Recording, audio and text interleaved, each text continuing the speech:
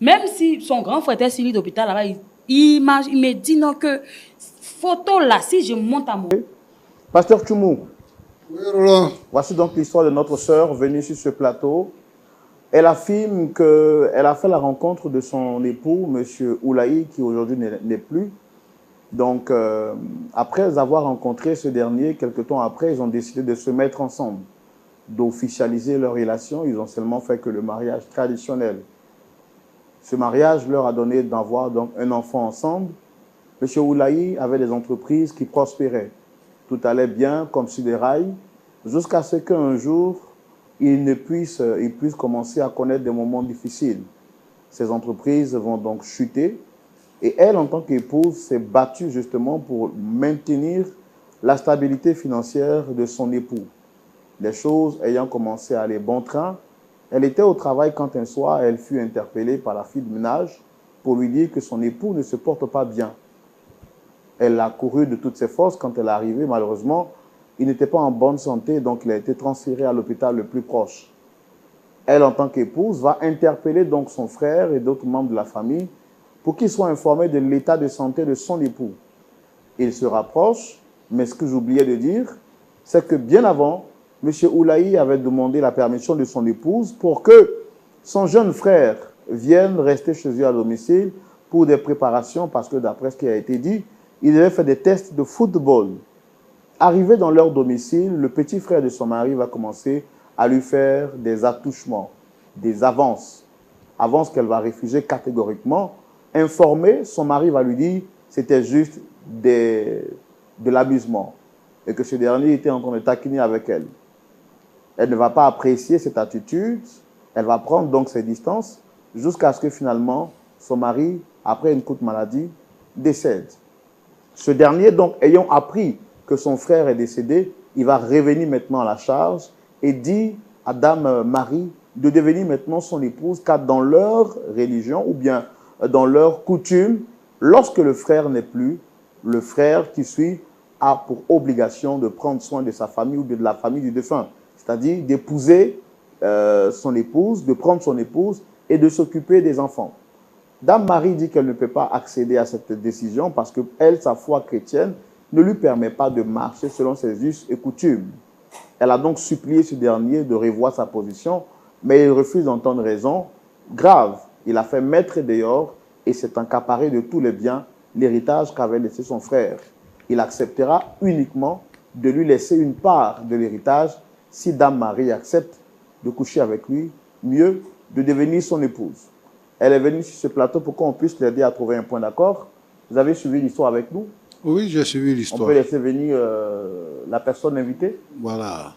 pour entendre sa version aussi. Oui, qu'elle vienne. Ouais. Merci maintenant de recevoir M. Oulaï. Sous vos applaudissements, s'il vous plaît.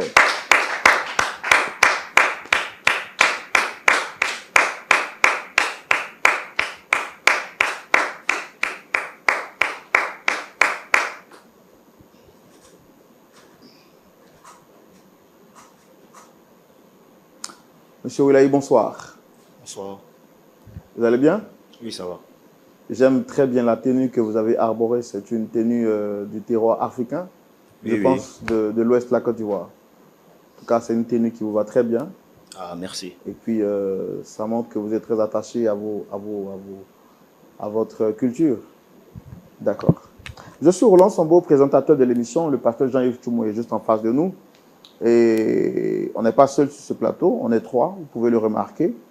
Il y a cette jeune belle dame qui est en face de nous. Bon, j'ai envie de dire cette dame qui est en face de nous. Dame Marie, est-ce que vous la reconnaissez? Oui, oui, je la reconnais. Vous la reconnaissez? Quels sont Oui, vos oui. rapports? C'est la femme de mon frère qui est décédé. Je ne sais même pas pourquoi elle m'a appelé ici, hein. Mais pour respect pour vous, je suis venu. Je ne sais pas pourquoi elle m'appelle ici. Est-ce que tout va bien entre vous? Elle sait très bien que ça ne va pas. Elle sait très bien que ça ne va pas. Parce qu'elle sait que dans la tradition, quand ton frère décède, c'est toi qui dois prendre les biens. Mais depuis plusieurs mois, elle est acharnée sur moi. Les biens, mon frère a pris les biens, c'est rentré ici, c'est sorti. Je suis fatigué. Je suis fatigué. Pourtant, dans la tradition, quand tu perds ton frère, tout ce qui est là, ça te revient, même sa femme. Ça, c'est la tradition. Mais elle ne veut pas respecter la tradition. Elle me dit que non, les biens, je dois lui donner aussi. Je ne sais pas, je ne comprends pas. Pourtant, c'est quelqu'un même qui n'est pas bien. Elle n'est pas bien. Attends, tu dis quoi? Non, attendez, moi je veux comprendre d'abord. Quand vous dites dans la tradition, quand le frère décède, tout doit revenir, je sais pas, une partie, ou bien c'est une partie des biens ou c'est tous les biens qui doivent revenir? Tous les biens reviennent à son petit frère. Donc ça veut dire quoi exactement? Ça veut dire normalement, automatiquement, où mon frère est enterré, 2 ou 3 mois après, elle devient ma femme.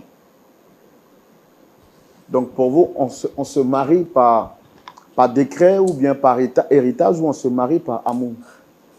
Bon, dans la tradition, c'est par héritage. Voilà, c'est par héritage. Parce que nous, on suit vraiment la coutume. Mais c'est votre frère qu'elle a aimé, pas vous. Vous êtes sûr de ce que vous dites? Non, puisque vous dites que la tradition dit, si l'aîné n'est plus, le petit frère doit prendre, récupérer tous les biens, y compris sa femme. Oui, oui. Mais c'est votre frère, on se marie par amour, pas par héritage. Est-ce que vous trouvez normal ce que vous êtes en train de lui imposer aujourd'hui? Je trouve ça normal parce que moi, je suis la culture. Je suis nos coutumes.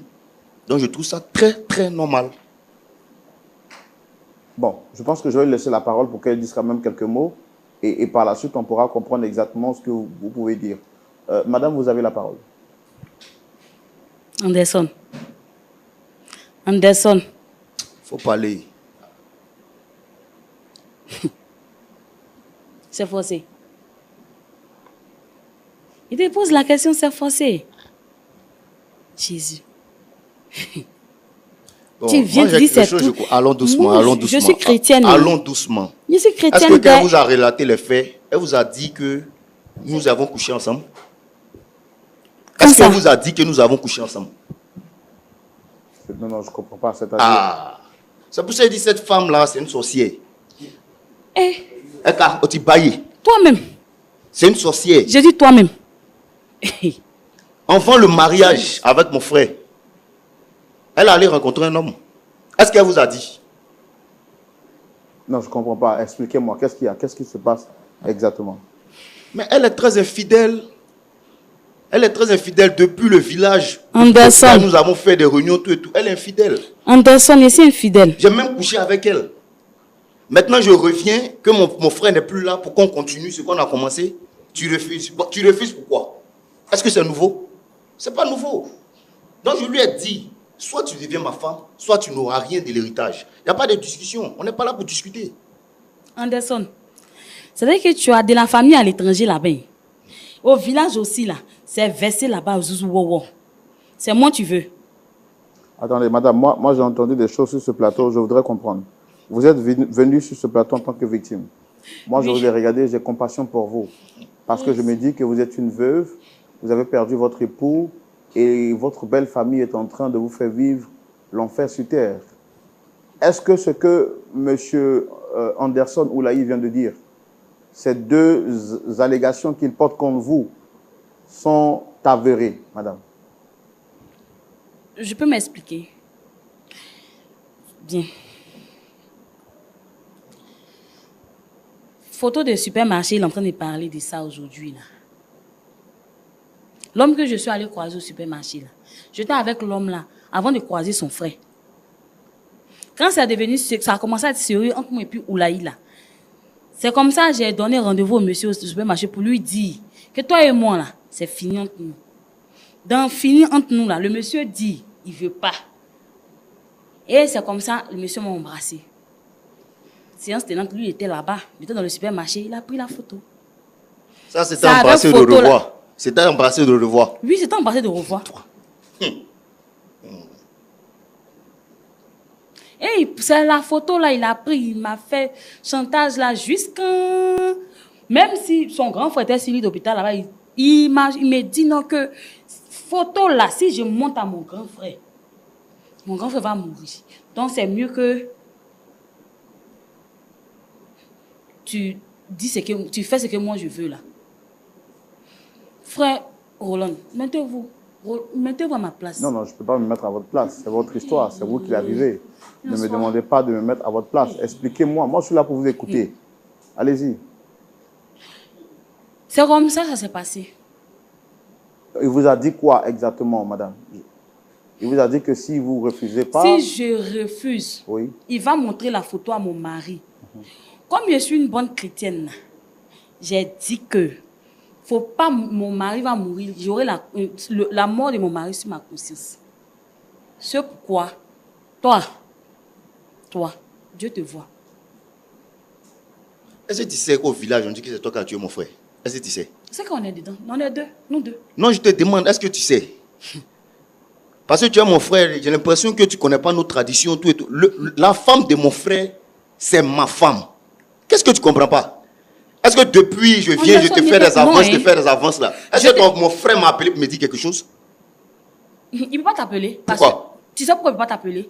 Quand ça s'est passé et tu es retourné là, je suis allé voir mon pasteur, j'ai causé avec lui. Il m'a dit, comme je me suis repenti là, Dieu m'a déjà pardonné, mais ce que je dois faire, d'aller auprès de mon mari pour me repentir aussi. Et c'est comme ça que je suis partie vers ton grand frère. Il venait à peine de se rétablir, il n'était pas trop militaire convalescent. J'ai causé avec lui. Quand j'ai causé avec mon mari s'est mis à pleurer. Il a pleuré comme un enfant. Il faut nous épargner des détails. Pardon. Tu sais la conclusion, la conclusion c'est quoi? Pour les biens que tu dois avoir, il faut te marier avec moi. On n'est pas là à discuter de quelque chose. Quand j'ai fini de causer avec ton grand frère là, c'est à cause de ça que je t'ai appelé étant là-bas pour dire que toi et moi ça ne peut plus marcher. On m'a fait, tu dis non que, je ne sais pas, tu as raconté trop de bêtises. Tu dis quand tu vas venir dans ça va se passer. C'est pas ce que tu as dit. Mais ça va se passer. Quand j'ai causé avec mon mari, avec Oulaye a pleuré. Jusqu'à qu'il ne mangeait plus ma nourriture à la maison. Un soir, il s'est assis et m'a dit que c'est pourquoi il va me pardonner là. Parce que son petit frère, ce n'est pas sa première fois. Comme ce n'est pas sa première fois, il va me pardonner. C'est comme ça que c'est. Ça n'a même pas duré. Il est décédé. C'est là ça que je t'ai appelé pour te dire que ton grand frère est décédé. Bon, moi je veux savoir, vous êtes venu ici, c'est pourquoi? Je veux mon héritage. Il n'a qu'à me donner bien là, une partie du... Non, mais quand vous-même vous regardez ce que vous êtes en train de dire là, est-ce que, bon... Monsieur, est-ce que vous trouvez normal de faire la cour à la femme de votre frère? C'est ce que j'ai expliqué. La tradition, la coutume nous dit, même la femme de mon grand frère, c'est même ma de son femme. Vivant. Comme chez nous, c'est comme ça. Même de son vivant. Donc, il n'y a pas de souci à ce niveau. Donc, ce que tu faisais là, chez nous, c'est comme normal. Chez nous, c'est comme ça. Mais qu'en est-il des biens qu'il a laissés? Parce que quand même, il a un enfant. Vous avez tout confisqué sous condition de l'avoir pour épouse. Qu'en est-il de ces biens-là? Oui, mais quand on parle de l'héritage, même l'enfant, nous allons récupérer l'enfant. Par rapport à quoi? Oui, nous allons récupérer l'enfant.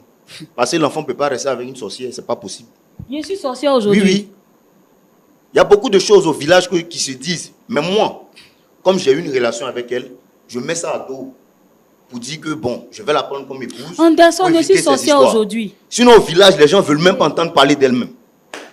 Au village, les gens ne veulent pas entendre parler d'elle. Jésus. Elle le sait très bien. Anderson. Est-ce qu'elle peut arriver au village? Ton premier passeport là, je vais te rappeler. Ton premier passeport là. Où tu as dit à ton grand frère. Donc, c'est pour dire que l'héritage... Attends. L'héritage là, l'enfant, la femme, les biens, tout ça là m'appartient. Je reste sur mon point. Anderson, ton premier passeport, tu es venu voir ton grand frère, tu n'as pas l'argent là. Il t'a dit que lui n'a rien sur lui. Mais après, elle est venue te donner l'argent pour aller faire un passeport là. Tu dois au courant de ça. C'est moi qui ai donné l'argent. Faut me laisser tous ces détails. Laisse-moi tous ces détails. Laisse-moi tous ces détails là. Parce qu'elle a piqué crise d'AVC. On t'a déjà proposé quelque chose. C'est moi qui ai soigné ta maman. On a compris. Aujourd'hui, toi et puis ta maman. On a compris. Vous vous associez, vous êtes des sorciers. Oui, on a compris. Mais on reste sur notre décision. On a compris. Mais je ne peux pas me marier avec toi. Moi, c'est chrétien. Mais tu n'auras rien. Des biens, tu n'auras rien. C'est fini. Et c'est même pas du tout. Depuis des mois, tu as décidé. Moi, je vais trouver une solution d'aide. Non, je ne pense pas. Je ne pense pas. Sinon, la solution est là. Il dit, si tu te maries avec moi, voilà ce qu'on peut te donner. Si tu ne peux pas, laisse tomber. J'ai dit, ce que tu es en train de faire, c'est par amour ou bien par quoi? Parce que tu es égoïste. Oh. Tu es très égoïste. C'est pas par amour, hein, tu es très égoïste. Monsieur, moi je pense que je vais partir hein, parce que je ne sais pas. C'est pour moi là. Moi je vais partir parce qu'on n'arrive pas à s'entendre. Mais moi je voudrais vous poser une question, madame. Rappelez-moi votre nom déjà, vous avez dit? Marie Kwasi. Madame, quand vous avez couché avec lui, c'était par amour ou c'était par quoi? C'était pour sauver mon mariage en fait. Alors, mais pourquoi quand vous avez, dès le départ, quand votre mari était malade, ou bien quand il n'était même pas encore malade, et que vous étiez parti rompre avec votre ex, ce qui est arrivé, est-ce que vous avez dit ça à votre mari? Non, non. Pourquoi? Non, j'ai trouvé que ce n'était pas nécessaire. Vous avez trouvé que ce n'était pas nécessaire? C'est plus que c'était, on avait déjà, c'était un truc qu'il avait déjà, il savait, quand il est venu dans ma vie, il savait que j'avais quelqu'un. Mais après, il ne m'a plus demandé si je suis toujours avec la personne ou pas. Maintenant, ce que vous aviez pensé ne pas être nécessaire vous a conduit à céder par contrainte au frère de votre mari. Donc, vous êtes venu sur ce plateau finalement, c'est pourquoi? C'est pour qu'il donne bien là. C'est qu'il a pour venir à prendre. C'est qu'il a besoin de laisser ma mère, mon enfant. Et la maison qu'on a construite, moi et puis Oulaï là. Est-ce que le départ de votre mari vous attriste? Ça m'attriste normalement. Ou ce sont les biens qu'il a... Non, non. Ou ce sont les biens qu'il a laissés qui vous importent? Les biens ne m'importent pas. Mais si vous voyez qu'aujourd'hui, ils sont réclamés... Vous-même, en tant que femme, quand vous asseyez sur un plateau, qui est dit plateau de la vérité, nous, on vous a reçu parce que vous nous avez dit que vous êtes victime de méchanceté de la part de votre belle famille. On vous a tout confisqué. Et quand nous, on voit une personne, une femme, surtout une femme, qui est en position de faiblesse, on est touché. Vous ne nous avez jamais dit que vous aviez eu ces antécédents. Est-ce que vous-même vous êtes fier? Vous pouvez vous regarder dans un miroir pour savoir que vous avez non seulement couché avec votre mari, vous avez couché avec son frère, vous aviez caché une relation précédente avec votre ex, mais tout ça l'un dans l'autre. Vous voulez qu'on vous juge comment? Vous voulez qu'on tranche l'histoire là comment? Bon, je ne suis pas fait pour ça, je laisse la parole à celui qui est habilité à pouvoir trancher. Pasteur Tchoumou, voici l'histoire à laquelle nous sommes confrontés. Vous avez la parole dans la rubrique à la loupe de la parole. Pasteur Tchoumou. Oui, mon frère Roland. Vous avez la parole. Merci. Oui? Ça va? Oui, oui, ça va. D'accord. Depuis que ton frère était vivant, tu aimais sa femme là? Tu aimais sa femme là, non? Depuis qu'il était vivant. Oui, oui. Tu l'aimais? Oui, je l'aimais. Toi-même, tu n'as pas de copine?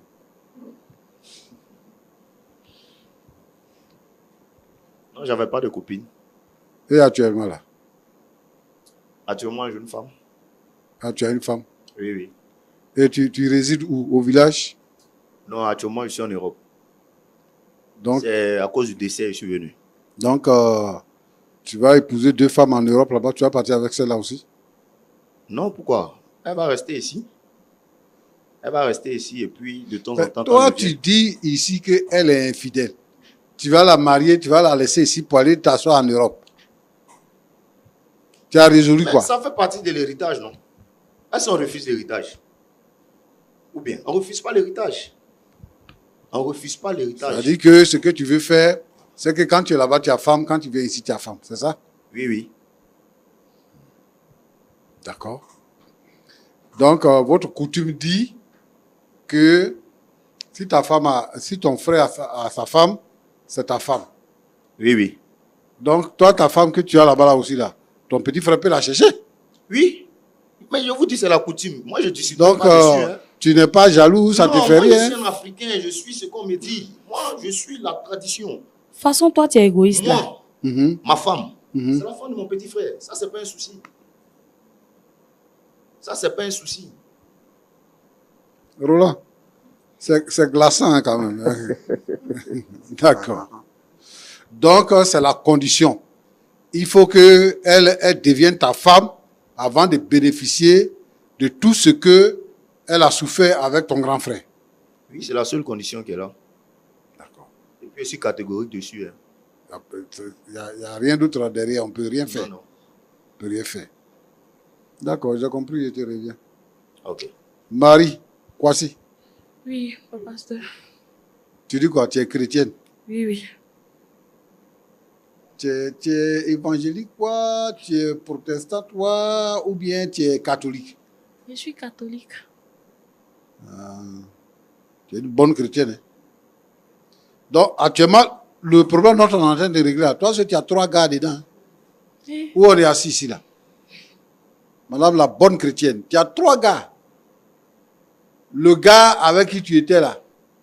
Et puis, ton mari qui est décédé et son petit frère. Il n'y a pas quelqu'un d'autre encore? Hein? Mais pourquoi tu ne veux pas le marier? Tu es sorti avec lui. Tu es sorti avec lui. Tu dis que c'est pour ne pas qu'il montre photo à ton mari que tu es sorti avec lui. Tu es sorti avec lui. L'autre monsieur là aussi avec qui tu étais là, tu dis que vous vous êtes séparés parce que tu venais te marier. Oui, Maintenant, pourquoi tu ne veux pas le marier? Faut me dire.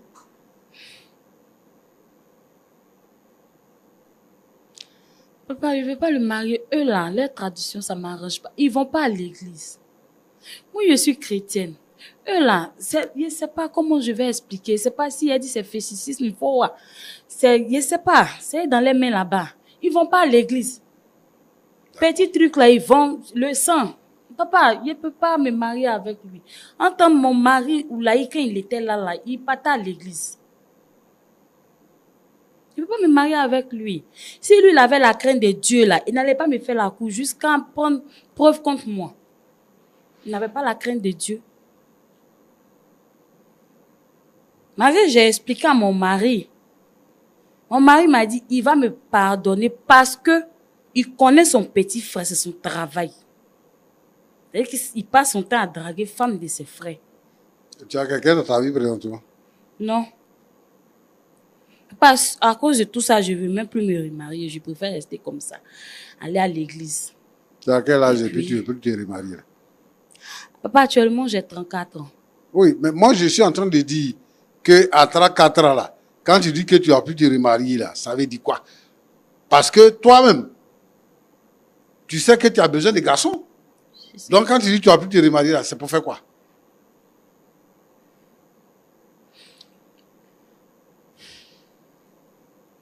Bon, Je suis tellement découragée. Donc, ça fait que je n'ai plus le courage de... Roland, Oui, pasteur. en fait, ce que M. Oulaï raconte là, c'est pas faux, c'est vrai. C'est comme ça qu'eux, ils vivent. Le problème qu'il y a ici, c'est que Jésus a dit que ton oui soit oui et que ton non soit non. Marie, Kwasi, si elle dit qu'elle est chrétienne et elle est vraiment chrétienne, elle a péché sur 2 choses. La première chose, c'est que elle était avec son mari. Et le petit frère de son mari dit que je vais sortir avec toi. Et elle sait que le petit frère de son mari ne va pas à l'église. Il dit je vais sortir avec toi. Au départ, elle a insisté. Elle a même dit à son mari que voilà ce qu'il fait. Donc, son non devait être non jusqu'à la fin. Ne pas sortir avec lui. Son non là devait être non jusqu'à la fin. Deuxième chose, c'est qu'elle-même, elle a un comportement d'une femme vulgaire. Elle est chrétienne. Elle dit qu'elle est bonne chrétienne. C'est le terme qu'elle a utilisé. Mais elle couche à gauche, elle couche à droite, elle couche au milieu. Donc, dans ce contexte-là, comment est-ce qu'on peut la défendre? Comment on peut la défendre? Bon, moi, je ne sais pas comment eux, dans leur église, ils se comportent. Je ne sais pas quelle est la loi là-bas. Je ne connais pas. Mais la loi chrétienne dit qu'une femme, là, elle n'a pas le droit de coucher avec un homme jusqu'au mariage. Mais là, moi, je ne connais pas comment les lois se trouvent pour qu'elle se retrouve entre 3 hommes. dans son cas là, c'est pas la loi de l'église qui va régler ça. C'est pas la loi de l'église qui va régler ça. Donc, moi, je voudrais ici interpeller les sœurs. Les sœurs. Que quand tu es chrétienne, il faut que ton oui soit oui et que ton non soit non. Pour ne pas à te compromettre, ne pas avoir à te compromettre et à te retrouver dans des situations difficiles. Maintenant, ce que moi je veux dire à M. Oulaï, c'est que cette fille-là, elle ne veut pas de toi. C'est vrai que vous avez votre tradition. Je ne sais pas si elle est de la même région que toi, mais elle ne veut pas de toi. Donc, parce qu'elle a fait un enfant avec ton frère, parce que c'était la femme de ton frère, parce que aussi c'est ta copine, il faut que tu uses de compassion. Ton frère, il a laissé beaucoup de biens. Il a laissé une plantation, il a laissé une maison en ville. Il faut la laisser rester dans la maison parce qu'elle a bâti la maison avec ton frère. Avec son enfant, elle va élever son enfant. Et les autres choses, tu peux gérer ça. Moi, c'est ce que je peux te demander. C'est vrai, elle ne t'a pas résisté parce que tu lui as tellement mis la pression qu'elle ne pouvait pas faire autrement. Son mari aussi, qui devait la défendre, est resté passif. Il ne l'a pas défendu. Donc, ça fait que, effectivement, elle est allée avec toi. Donc, moi, je te demande pardon. Il faut la laisser tranquille parce qu'elle ne veut pas de toi. Deuxièmement, il faut lui permettre de vivre avec son enfant. C'est ce que je veux dire. Roland. Oui, pasteur. Tous ceux qui vivent ce genre de situation et qui sont coincés par la coutume, moi, je veux demander ici que dans notre pays, nous avons plusieurs lois. Il y a la loi civile qui protège. Il y a la loi coutumière traditionnelle et il y a la loi religieuse chrétienne. Et quand on se situe dans un coin, on obéit à la loi de là où on se situe. Si la femme dit qu'elle est chrétienne et qu'elle veut demeurer dans la position chrétienne, il faut qu'on respecte sa position. Et lui, c'est un joli garçon et il a les moyens. Ce n'est pas femme qui va lui manquer. Il n'a qu'à la laisser. Moi, c'est ce que je peux te dire. Merci. D'accord. Dame Marie, vous avez écouté les conseils du pasteur Tchoumou. Oui, oui. Vous avez quelque chose à dire? Je n'ai plus rien à ajouter. Je vais juste lui dire merci beaucoup pour ses conseils. Ça va me servir de leçon. C'est tout ce que j'avais à dire ce soir. D'accord. Monsieur Oulaï. Bon. Le pasteur Tchoumou dit que vous êtes un joli garçon. Le pasteur Tchoumou, lui, il est dans sa religion. Moi, je ne viens pas lui dire fais ça, fais ça, fais ça. Moi, je suis ma tradition. Je suis ma tradition. Donc, au nom de la tradition. Au nom de la tradition. Au nom de la tradition, vous voulez laisser votre neveu mourir de faim? Mais il ne meurt pas de faim vu que je le récupère. La famille va le récupérer. Mais est-ce que vous considérez aussi les efforts communs qui ont été faits par votre défunt frère et son épouse? Ils ont travaillé ensemble pour avoir ce que vous avez confisqué aujourd'hui. Mais quelles sont les preuves? Quelles sont les preuves? J'ai des preuves. Voilà. Plantation qui est au village là. Il y a les papiers. En plus, elle n'est pas mariée légalement avec mon frère. Maison, tu m'en enlevais dedans, j'ai les papiers. C'était juste une dot. Même donc, si c'est dot. Les biens me reviennent. Donc, de la manière que lui, il est chrétien, il suit savoir chrétien. Moi, je ne lui donne pas de conseils dessus. Mais il faut qu'il respecte aussi ma tradition. Non, il n'a pas dit qu'il ne respecte pas ta tradition. Non, mais quand il me demande pardon de laisser la femme, pourtant la femme me revient de droit. La femme me revient de droit. Donc, pour vous, il n'y a pas à discuter. Oui, mais vous êtes quand même dans un état de droit. Et les coutumes ne priment pas sur la loi civile. Tranquille. Donc, on verra bien. On verra bien comment. Non, je ne suis pas en train de vous mettre en conflit ou bien d'établir un bras de fer. On ne te met pas au défi. Voilà. On ne te met pas au défi, on te demande d'être raisonnable, c'est tout. Mais je suis raisonnable. Anderson, j'ai des preuves. Je suis raisonnable. Voilà pourquoi je veux suivre la tradition. Je ne veux pas la gauche, je ne veux pas la droite. Je suis la tradition. Mais c'est ce que je suis en train de vous dire. Vous êtes dans un état de droit. Et le droit coutumier n'est pas au-dessus de la loi civile. La loi civile reconnaît que deux personnes sont mariées lorsqu'elles ont été présentes devant les autorités administratives. Vous dites que vous voulez d'elle comme épouse. Et au nom de ce droit coutumier, vous confisquez ce qui lui revient de droit. Même s'il n'y a pas eu mariage civil, il y a quand même eu mariage coutumier. Et vous êtes conscient qu'elle était quand même la femme de votre frère. Donc, au nom de cette bonne morale, vous pouvez quand même user de bon sens et lui donner le minimum. Est-ce que c'est un mariage forcé? Vous voulez la contraindre à vous marier? Mais vous oubliez que ce n'est pas moi qui prends cette décision. Hein. Qui c'est qui l'a pris? C'est la famille. C'est la famille. C'est la famille qui avait marié. Oui. C'est ce que la famille a dit. Donc pour vous, quand votre frère se marie à une femme, la femme devient l'esclave de la famille? Pas forcément l'esclave. Elle dit elle ne veut pas. J'ai dit, c'est la famille qui a marié. C'est la famille là qui te dirige maintenant. Hein? Ton grand frère qui est de l'autre côté là-bas, Daloa là, il a décidé de laisser sa femme là, qui a pris. D'accord, on va arrêter les discussions parce que bon, vous n'avez plus rien d'autre à rajouter, vous ne voulez pas revoir votre position? Non, non. Est-ce que ce que vous faites là, si quelqu'un d'autre avait fait ça à votre femme, vous auriez aimé? Moi, je ne vous comprends pas. Hein. Ça même. Je ne vous comprends pas. Quand je vous dis, ça c'est marié. Je suis ancré dans la tradition, on dirait que vous ne me comprenez pas. C'est ma femme.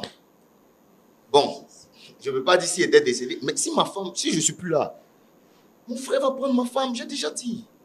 Et elle est obligée de marier mon frère pour pouvoir user des biens. C'est pas ce que ton frère m'a dit. Hein. C'est pas ce qu'il m'a dit. Hein. C'est tout. D'accord. Moi, je ne reviens pas sur ma position. D'accord. Voilà. Bon, nous, on vous a reçu ici pour que le problème soit réglé à l'amiable. Votre objectif, c'est d'éviter les conflits, les allers-retours à la justice, tout et autres. Parce que je ne vous vois pas en train de sortir d'affaires si vous partez devant un tribunal. Mais bon, on est parti sur l'aspect religieux parce qu'on se dit qu'au nom de la parole de Dieu, les gens peuvent comprendre, surtout quand un pasteur comme le pasteur Tchoumou, qui aujourd'hui, dans les conseils, font l'unanimité dans le monde entier, quand il vous parle avec la hauteur de spiritualité et de sagesse qu'il a, je me suis dit que peut-être que vous allez un peu revoir votre position. Mais bon, là, on est conscient que vous êtes ferme sur votre position. Nous, on ne peut que respecter votre point de vue parce qu'on n'est pas là pour vous juger. Merci quand même d'être venu. Ok, merci. Et puis, on vous souhaite une excellente soirée. Okay, pareil à vous. Pasteur Tchoumou. Oui, Roland. On a tout fait, hein? Oui. Le monde est témoin. C'est cela. Nos mains sont pures. Oui. On va prier. Merci Seigneur. Tu vois que la tradition agit encore. La tradition est encore vivante au milieu de nous. Nous avons besoin de protéger les biens qui ont été acquis lorsque deux personnes décident de marcher ensemble. Nous avons besoin de protéger les veuves. Seigneur, notre Dieu, notre Père, c'est toi la solution de tous les problèmes. Regarde le problème de Marie, voici, et apporte la solution. Et toutes les femmes qui passent actuellement par cette difficulté-là, toutes les familles qui traversent ces problèmes-là, Seigneur, sois leur rempart. Agis avec bonté au nom de Jésus. Amen. Amen. Merci beaucoup à nos invités d'être venus sur ce plateau. Je pense que nous avons terminé l'émission. Je voudrais donc dire à vous qui avez suivi cette émission, le problème de l'un arrive pour nous servir de leçon et nous ouvrir les yeux. Regardez bien l'histoire de Marie, c'est le combat d'une femme de foi face à la dureté des traditions qui écrase la dignité humaine. En tant que chrétiens, nous devons comprendre que suivre Christ demande parfois un courage héroïque, surtout quand la coutume devient un instrument d'oppression. Marie a bâti sa vie et ses biens à la sueur de son front, en soutenant son mari dans la faillite, mais aujourd'hui, on veut lui arracher sa maison et son honneur sous prétexte de lévirat. La première leçon ici est la fidélité absolue à Dieu avant les hommes. Marie refuse de souiller son corps et son âme par un chantage sexuel déguisé en tradition. Elle préfère perdre ses biens matériels plutôt que de trahir ses convictions. Comme le dit Actes 5h29, il faut obéir à Dieu plutôt qu'aux hommes. La vraie foi se mesure à ce que l'on est prêt à sacrifier pour rester intègre. Il y a aussi une leçon de responsabilité pour les chefs de famille. Monsieur Houet, de son vivant, a manqué de discernement en minimisant le harcèlement de son frère, qualifiant des actes graves de simple taquinerie. En ne protégeant pas sa femme spirituellement et juridiquement par un mariage civil, il l'a exposée à la spoliation. Aimer sa femme, c'est aussi anticiper sa sécurité pour l'avenir. Enfin, cette histoire dénonce le péché de la spoliation des veuves. Utiliser la coutume pour masquer la cupidité et la luxure est une abomination aux yeux du Seigneur. Dieu se présente comme le défenseur des veuves et des orphelins dans Exode 22h22. S'attaquer à une veuve, c'est s'attaquer directement à Dieu. Marie a peut-être perdu son toit physique, mais elle a gardé sa dignité intacte. Sa présence ici est un acte de foi, elle remet sa cause au Dieu de justice. Ne sacrifiez jamais votre identité chrétienne sur l'autel d'une coutume injuste, car la justice divine finit toujours par s'élever contre l'oppresseur.